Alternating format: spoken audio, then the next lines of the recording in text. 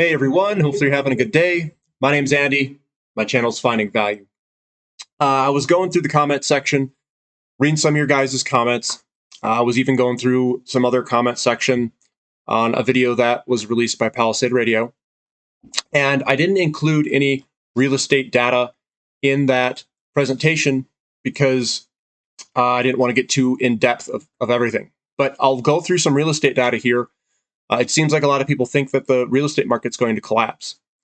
I don't, at least not anytime soon, and I'll show you the data of why I think that. It doesn't mean that I am going to be the all-knowing being and get everything right all at every single turn. But real estate markets in general, they turn pretty slow. When the momentum gets going, it's very hard to stop that momentum, and it usually takes about 2 years before you see prices react to the data of inventory and days on the market and foreclosures. And what you see in a real estate cycle, and you've got the 4 cycles. You have a recovery phase to expansion phase to a bubble, a hyper bubble phase into a recession, and that repeats over and over and over. Depending on how many homes they build at the top and how few of homes they built in the recession, determines how big these cycles are going to be. So I'm going to look at this data. This is from September 2021. So it's just last 2 months ago. I didn't find any from October 2021, but it doesn't really matter. The data doesn't change that fast. I think a lot of people out there on the tube or wherever you're reading, they think this stuff is just like ultra fast. You just go like that and it changes in a month. If you're looking at it from a month-to-month basis, where you're looking at September to October 2021, there's seasonality in this data. Usually home prices go down from about July, August to the next cycle, we'll call it for seasonality, which would be more like March, April, May, in that time frame where it starts to go back up. So it's actually normal for markets to cool off in the winter.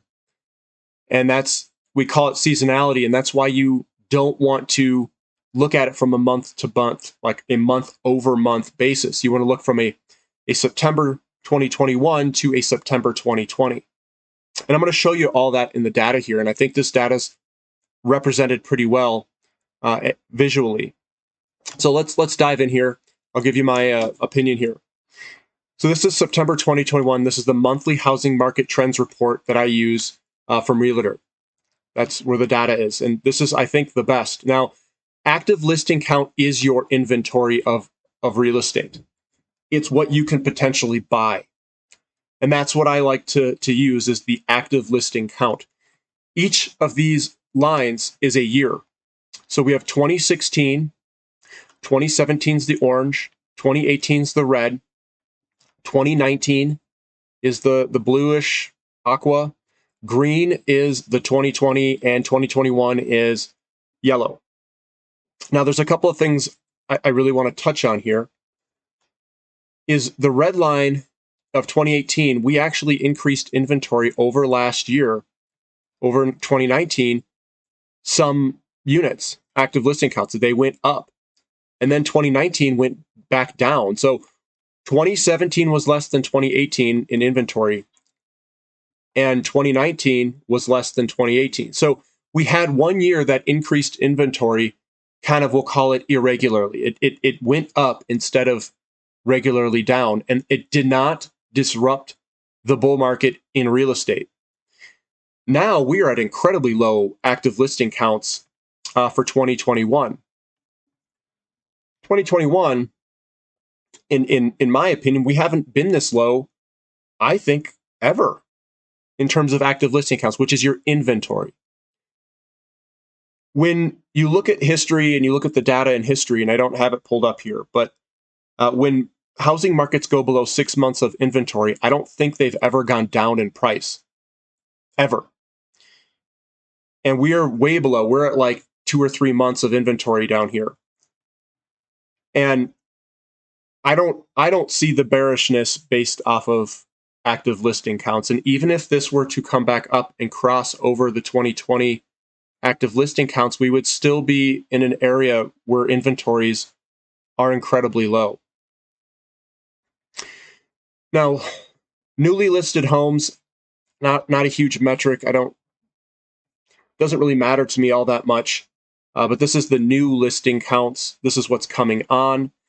They can have a percentage, but really what you're wanting to know is the supply demand characteristics. So you can obviously put more homes on the market, but if there's more demand than what you're putting supply, the actual new listings don't matter all that much, because you'll see it in your active listings count, which basically this is your supply demand balance.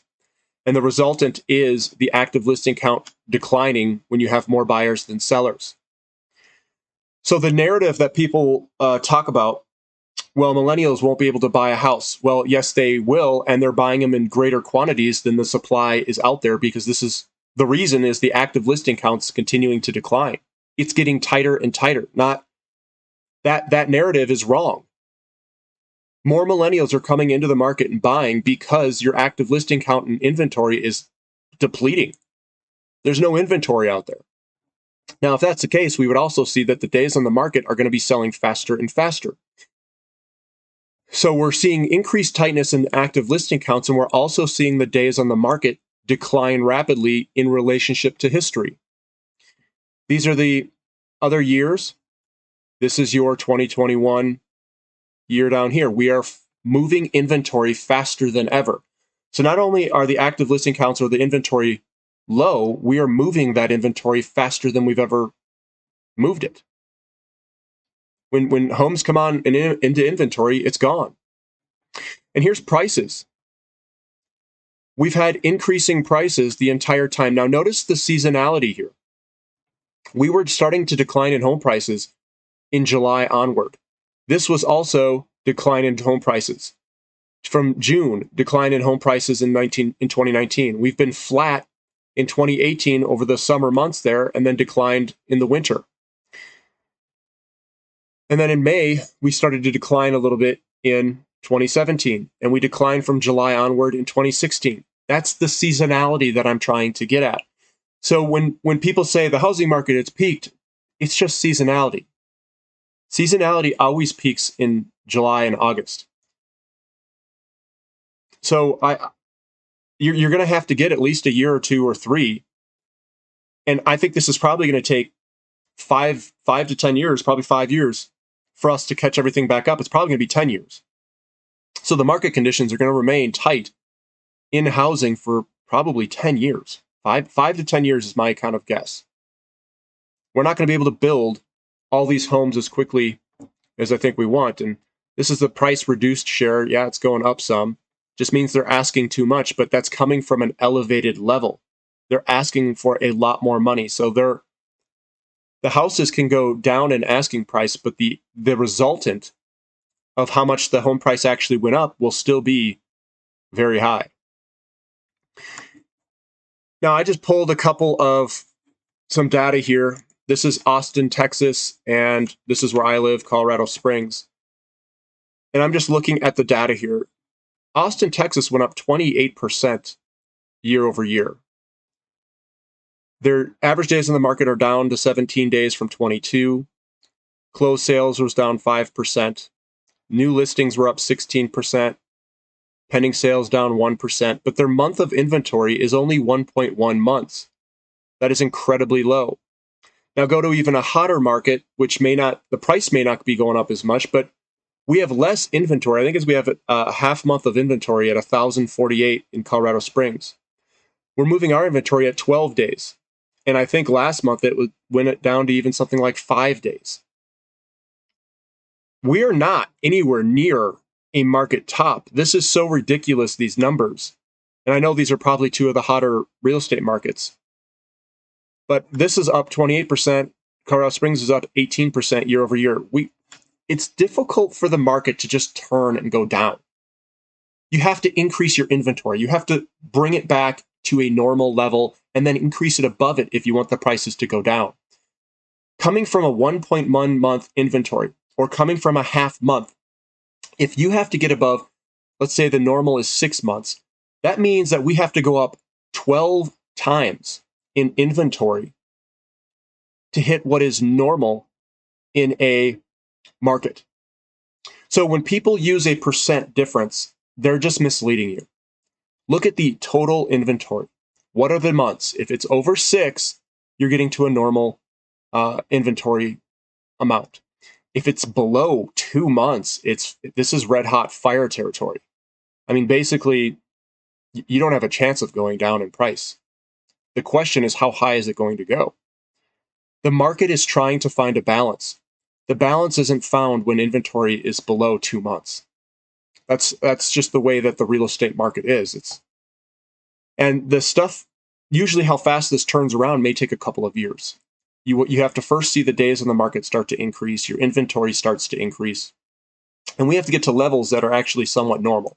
These are not normal levels. These are ridiculously low levels. And the tightest portion and the lowest risk time to buy real estate is when you're crossing over from a recovery phase to an expansion phase because your inventory gets depleted. When your inventory gets depleted, you have to kick on new home builds, new home starts. That's the next phase. So I am suspecting that the new home starts are going to start to ramp up if they have the labor and the supplies to do it. That is the next phase. And if we go into some large expansionary phase, I think it's going to be inflationary. So that's history. That's what I've seen in the past. Hopefully, this data get you guys a little bit more bullish on real estate. That is the correct mindset, I think, to have. But if you guys are still bearish, that's fine.